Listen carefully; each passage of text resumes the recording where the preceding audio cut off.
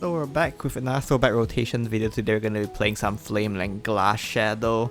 If you play in Age of Paradise throwback, you might already be familiar with this, but once again, it's still one of the top meta decks in this format as well, so we're going to be showing it off. Also because Shadow is just a little bit fun, so I'm trying it out. Once again, this deck is pretty hard to play, so my gameplay isn't going to be perfect. Take it with a grain of salt, at least you can get some idea of how the deck works. That's my hope anyway. Yeah, let's look at the decks we're playing for today first.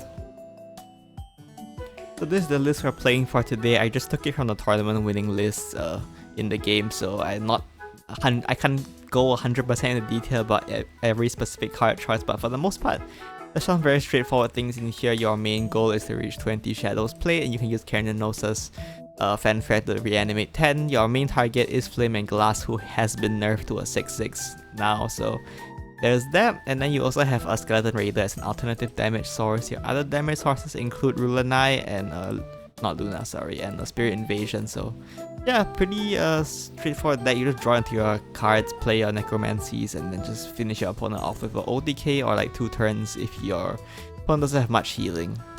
And let's look at some games. Our first game here is against Haven. We are going second. Haven is probably Ward Haven. The matchup is generally, I think, quite manageable, but there is the caveat that you have to kill them before they get to play Holy Saber, because once Holy Saber comes out, it becomes much harder. For the Mulligan, Wayfaring Goblin, Luna, pretty good keeps. Drawing cards is probably important. Against a board heavy matchup like Ward Haven for example, you might consider Rulanai as well. Against slower matchups, you can keep things like Skeleton Raider, and if you're going first, you can keep Angel's Blessing to draw cards, because card draw is very important in this deck because you have a lot of pieces that you need to find at some point. So of course, we just spent our time drawing into our deck here. We can go ahead and bury the Flame and Glass. It's not doing anything for us right now. And then just drop Luna early on for her Amulet. Luna good basically throughout the entire game. The only thing she doesn't do is do damage. Everything else she does is very strong. She draws, she heals. She can generate a bit of shadows, she recovers evil points for you as well as spending shadows, so yeah, all around solid. We go ahead and trade Luna first, and then we play the Call of the Great Arm to get Cernunnos back as well as get Luna back. The reason we bury Cernunnos now is to put it in the grave so that later on if we play Call of the Great Arm, we might be able to cheese more copies of Cernunnos here.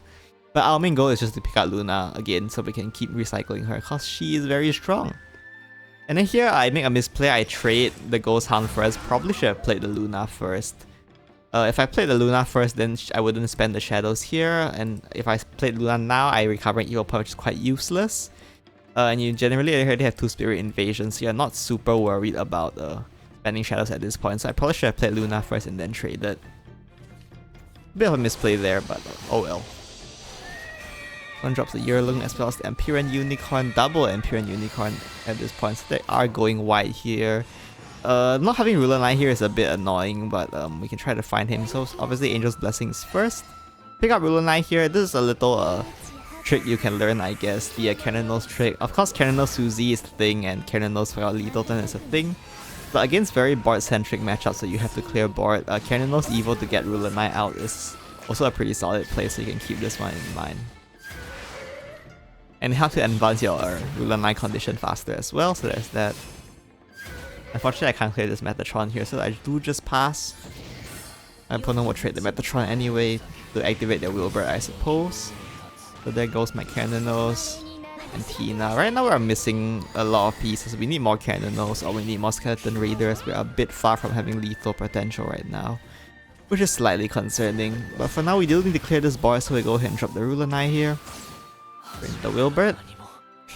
We use Scream Diffusion to finish off the rest of this board. And the Spirit Invasion to chip sound damage. Honestly, well, I do get enough shadows to invoke Suzy, so I suppose that was worth it. You do want to invoke Suzy as fast as possible because 1, it thins your attack out, and 2, she's evil count for Skeleton Raider, and she'll have to answer your opponent's boards. There's the Suzy. Bell Ringer off the top, which isn't super useful. Go ahead and use In-Ghost Hound here to draw into our deck now. Then we can go ahead and evolve this to discount a Skeleton Raider, as well as get rid of one of those Latrocs. Then we can go ahead and drop Luna to recover the evil point back. And then we can use, I believe, Corral Souls to draw? Yes, we need to draw to find lethal pieces right now, so... We got another Raider, which is fine, I guess. It's a bit hard to play the Raider right now, so there's that. Go ahead and drop the Luna's Doll to draw into our deck now. We just chip them down. Unfortunately, we can't do double Raider right now, but our Ruler does deal damage, so right now we do have some damage in hand. Someone drops the Wilbur to protect themselves, I guess. A Temple Healer. Now we are... our opponent has 5 Evo, so we have to watch out for a Holy Saber next turn, so we definitely want to try to finish the game this turn. Go. So there is the Suzy here. And then we can use Raider here to get rid of their Temple Healer, and then we can evolve Raider as well. So thanks to the Suzy, we do discount enough so that we can play double Raider this turn, which is very much lethal. So that's it for this game. It's more of a Skeleton Raider plan than a Cernunnos plan, I guess. So let's move on to the next game. Our next match here is against Portal, and we are going second. Going second against Portal is quite bad. Possibly one of, if not the worst matchup for this deck is for some reason Puppet Portal, because their early game is just too fast for us to keep up with, especially by going second. So we really need to find Ruler Knight for this matchup. Unfortunately, we did not pick up Ruler Knight here. So Ruler Knight is basically our only way of contending with them when going second. If we go second, we don't have Ruler Knight and they draw well, we just instantly lose. Unfortunately, in this case, my opponent does have Threadmaster into the Chasm, so this is a very bad start for me. We do have Ruler Knight, so we might be able to just barely make it there, but for now we sort of have to just draw into our deck, advance our game plan.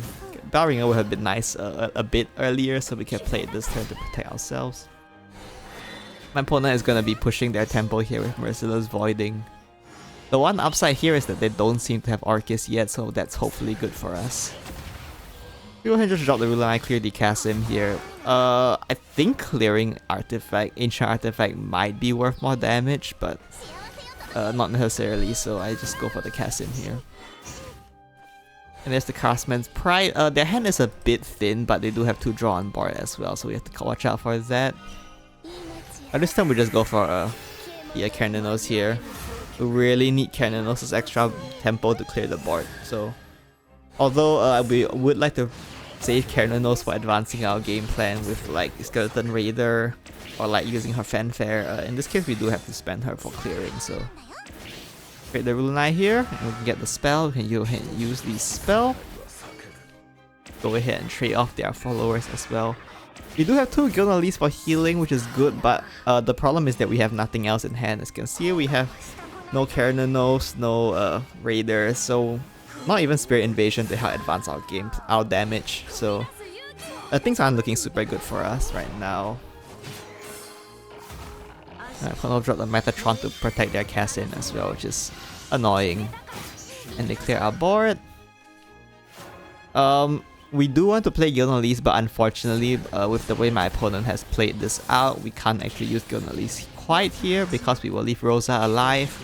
That will let my opponent evolve Rosa and summon Cassim, which is not ideal. So we do unfortunately have to spend our Ruler Knight here to clear, and just hope they don't have the 7 damage required to kill me from here.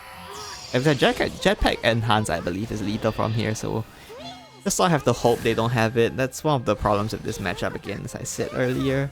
Their tempo is too much to handle for us.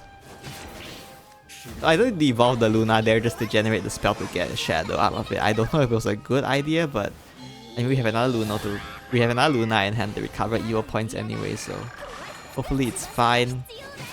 My opponent has enough followers destroyed, so they did get all 3 cards from the Lee Shanna there, which is slightly annoying. But again, at least they don't have Orcus.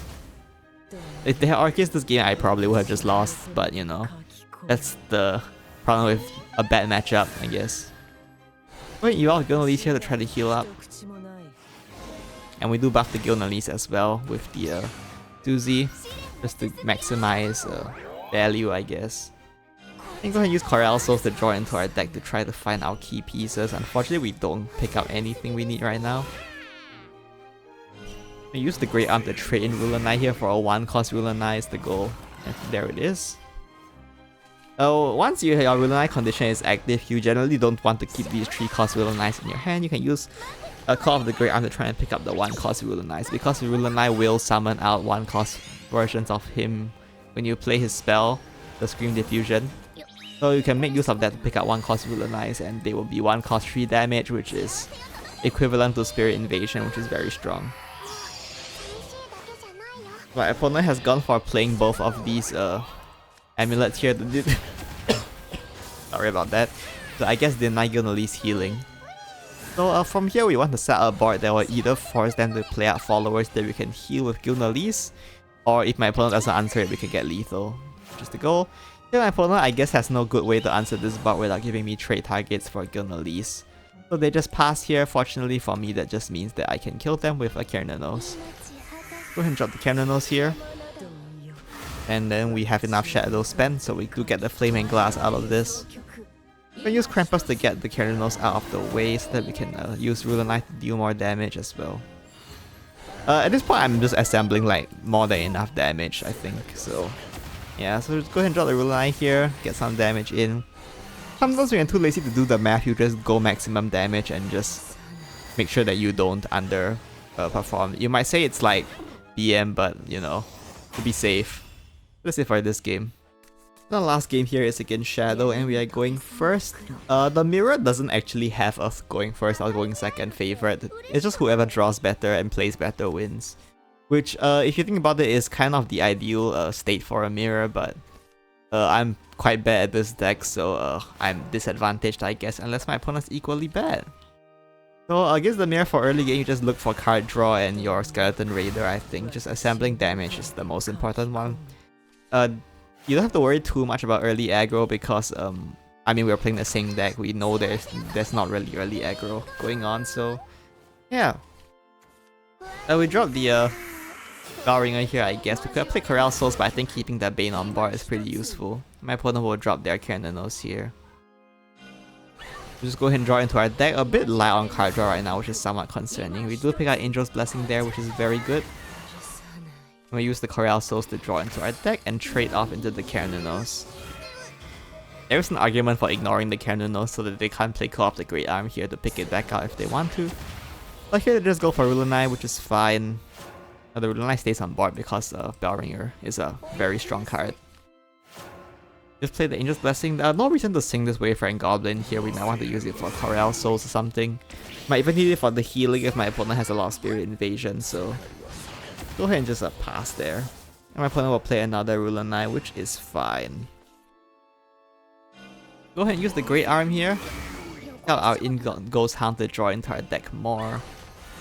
We have 2 Raiders in hand, which is quite strong, but we don't have good ways to assemble Evolve count, so we have to look for those next. And we pick out our last Lunas as well, so a bit of a very biased hand, I guess. Sort of playing poker here with a full house. And then we go ahead and just get our Evil Point deck with the Luna. You have to be careful when playing Ruler Knight in the mirror because he is Skeleton Raider food. And conversely, if you are on the receiving end of Ruler Knight, you don't really want to give them trade targets for Ruler Knight, because if your opponent gets trade targets for Ruler Knight, they can get the effect active and you take a lot of damage. And also the other one to clear their board out. You can look for board lock opportunities in the mirror because they have stuff like Luna, which just like sits on board and does nothing if your opponent doesn't have Krampus. So just minimizing the board space your opponent has to work with is always a nice idea. And keeping your board empty will also help play around Gilnalese, which is also quite important because we are chipping them down with things like Spirit Invasion. We don't want them healing back up. So we go ahead and evolve the Luna here and just trade it into the Ghost Town so that we can leave our board empty. Drop the Luna's Door, and then we play a Lair of Shadows just to assemble the shadow count from playing it. And also to make hand space because we are having a lot of Luna's Dolls on board here. So we'll drop Screen Diffusion as well as Krampus. And another Krampus, which is quite annoying. They don't have enough shadows spent yet though, so they don't get Suzy here. And they will drop another Ruler Knight here, and evolve their Ruler Knight as well, so this tells us they definitely have Raider in hand, which we don't really want to deal with. Out comes the Susie here. We do mill the Cernunnos, which is very unfortunate, but we can start working on these raiders. We'll discount the raider, trade off the Susie here, play the Cernunnos. I am at enough shadows, so we do get Flame and Glass here. I think this is just leave though, probably. Yeah, we go ahead and evolve the Cernunnos. Just 2 evil counts because we did get rid of the Susie earlier. And use Susie to buff, and then we can play 2 raiders, so this is definitely overkill as well. Yeah, the mirror. Mainly whoever draws better wins, I guess. So that's it for this game as well. So those are all the games I have for you today. Hopefully give you some idea of how this deck works. There's a lot of options and resources to manage, so I think it's a very difficult deck. So there's that. And I should probably apologize. Probably today's video probably wasn't as informative and the games weren't as good as I would have preferred, but honestly, I'm trying not to play this game too much now that Worlds Beyond is coming because I don't want to start Worlds Beyond burnt out. This is the same reason why there isn't too many videos out from me right now. So yeah, this is the list. You probably won't. This video probably won't help you play this deck at a high level, but hopefully it gives you some idea of how this deck is played. If you are interested in trying it, you can definitely try it out. It's a strong deck, I can guarantee that, but you have to learn how to play it, I guess. Yeah, that's it for today. See you next time. Bye bye.